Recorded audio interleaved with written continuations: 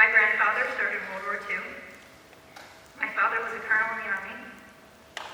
My brother and my husband, like me, are former Army captains, and my best friend that I met in this very middle school is also a veteran. So I feel very, very connected. And what I've learned is that if you don't know the story, it's almost impossible to feel connected and to know how to appreciate and honor and remember our veterans. Now, I realize this disconnection regarding not knowing the stories and not being able to understand and appreciate military service years ago, before I got into the military. I was at an event, and I started talking to this woman across the table from me. And she asked me about my future plans. And I told her that upon graduating from Bucknell University, I would commission as a second lieutenant, and I was going to go to the Army's flight school to learn how to fly Black Hawk helicopters. And she looked at me, and she stopped. And she had this look of confusion on her face, and like she was struggling to figure out what she was going to say next. And I want to do a really accurate impression of her because I think it adds to the story. So she's standing there, and she's looking all confused, and like she's straining to figure out what she's going to say to me. And okay, so here she is. She goes, "Oh my God. Oh my God. This is crazy. Are you like really, really weird?" And I stopped for a second and I thought, man, I don't think so. Maybe.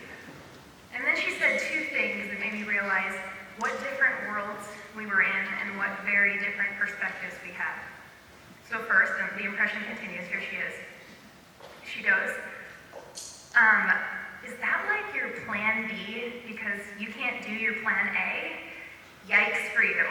Yikes for you." And I thought, who says that? Who says yikes for you, right? So then it continued, right? And she goes, "I don't know.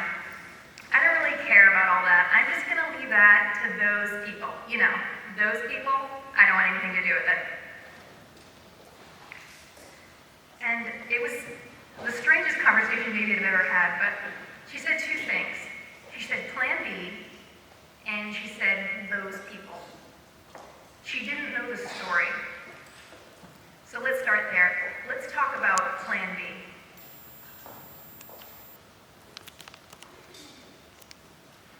Okay, what you see on the screen is a still shot taken by CNN and shown both on their news channel and on their website in 2012. This was taken in Kabul, Afghanistan. And in the background is the Kabul Hotel in the midst of a terror attack and hostage crisis. Now, if you look closely, you can see two helicopters. I'm piloting the helicopter in the center of the screen. And in the back of my aircraft, I'm carrying snipers in an attempt to neutralize the enemy threat at the hotel. Now, every pilot starts stories with, "So there I was." It's kind of a joke in our community that you can't tell a story unless you start it that way. So there I was. That morning, I had no idea what mission I would fly. I was on a standby mission set dedicated to emergency situations, and I carried a radio at all times. So if the situation warranted, I'd be able to just jump in the helicopter and take off as soon as possible. So I heard a quick call on the radio, and it said that we needed to get to the helicopter as soon as we could. So I grabbed my co-pilot, and we start running out to the helicopter. And as we're running, we get another call. And they tell us that the situation is so time sensitive that we won't have time to start up our helicopter. Then another helicopter that's in the air is just going to quickly land, and those pilots are going to jump out, and we're going to jump in and take off. But we still don't know what the mission set is. So that's what happened. Those pilots quickly landed, they jumped out, we jumped in, and as I'm jumping in and buckling my seatbelt, I get the mission packet. And I turn to my co-pilot and I read it aloud. And it says, "Pick up snipers on the ramp. Take off for the Kabul Hotel as soon as possible. Terrorists are holding hostages." And my co-pilot, he looks at me with this look of anxiety on his face. And he goes, "Geez, well, I sure am glad that I had breakfast today."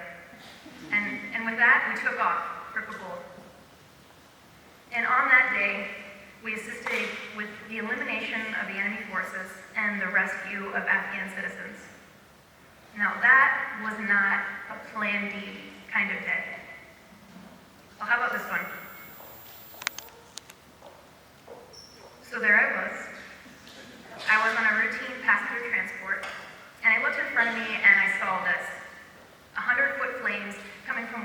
U.S. forward operating bases.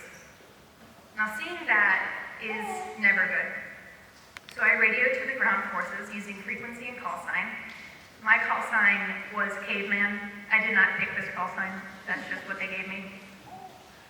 So I called down to the ground forces and I said, Bulldog, this is caveman. I'm seeing 100-foot flames. Do you require assistance? Now the radio was silent for a moment, and then it was filled with the voice of a radio operator who was completely consumed with panic and fear, and he was speaking a million miles a minute. And he said, we're being attacked, they have RPGs, they hit our fuel tank, they're on motorcycles, and they're armed. And then he said the two words that every soldier responds to immediately. He said, help us. We immediately changed course to the ground force location, and after positively identifying the people that had been shooting at our soldiers and clearing the area of all friendly forces, we made sure those people could never harm our brothers and sisters in arms again. When it was over and everything settled, I called back and I said, Bulldog, this is Caveman. The threat is eliminated. Do you require any additional assistance? And he responded back, and he said, no, and by the way, thank you. Now that was not a plan B kind of day. And the point of my stories, the ones that I just told you, they're not to highlight myself, because stories like mine happen every single day in combat. Currently in Afghanistan and in Iraq, but they've happened in Germany, in Korea, in Vietnam, and every place that U.S. soldiers have been deployed. And quite frankly, my stories pale in comparison to many of theirs. You know, those people. His name is Brian Nicholas. He's one of those people. Wearing a uniform and doing that stuff.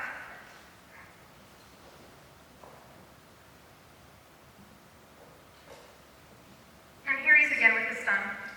He's actually just a normal guy with a son who loves him. A son that wrote into all the news channels to tell them how proud he was of his daddy after he died in the crash.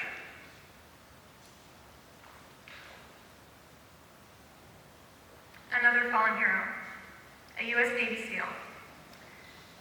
His name is Aaron Vaughn. One of those guys, a 24/7 warrior. They'll go handle stuff for us.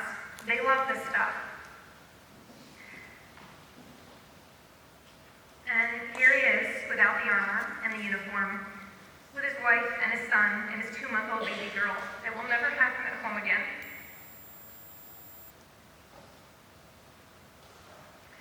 With Brian and Aaron, these 30 heroes died when the helicopter went down. And that was just one event on one day in Afghanistan. They are all those people. And what I want you to take away from this is that those people, they're just like you. Those people have families and they have responsibilities and they like hanging out with their friends. And they have fears and they cry and they feel discomfort and pain. But the thing is, despite all that, they're willing to do it anyway. They have all the fear and the pain in the world, and they have the courage and the drive to do it anyway. To fight for this nation and for its people, for us. Now, regardless of your political views or those of your friends and your family, that is something that you have to respect. Now, after hearing all that about all my personal stories and a little bit about some fallen heroes, hopefully you feel a little bit more connected to veterans and to their experiences. And now that you are more connected, I know you'll be able to relate, so I want to share one more story. Okay, so there I was. My husband, my son, and I, we live in Washington, D.C. now, and we have become huge Nationals baseball fans. So I'm at the baseball stadium there on the 4th of July. Soldiers are on the field. There's a big American flag draped across. You can't get more patriotic than this. It's America's pastime in the nation's capital on the 4th of July. And a violinist starts playing the Star-Spangled Banner. And as I turned to face the flag, I noticed people not doing the simple act of taking off their hat and facing the flag. Instead, they were taking selfies and posting on Instagram and carrying on side conversations. And I found this so upsetting. And some people might say, what's the big deal? It's just a song about a flag, right?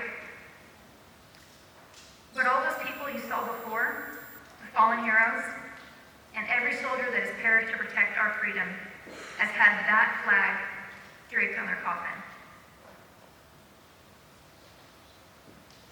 And every soldier that has gone into harm's way wears that flag on their sleeve. That's the big deal. That's why you take your hat off and you put your hand on your heart and you always respect the flag during the national anthem. It costs you only a moment of silence to recognize the price that veterans have paid since the beginning of our nation. So I hope now that you know a little more and you feel more connected. So maybe on this Veterans Day, or maybe on the 4th of July, or maybe every time you see the flag or hear a national anthem, you take a moment to think about and honor the sacrifices of our veterans.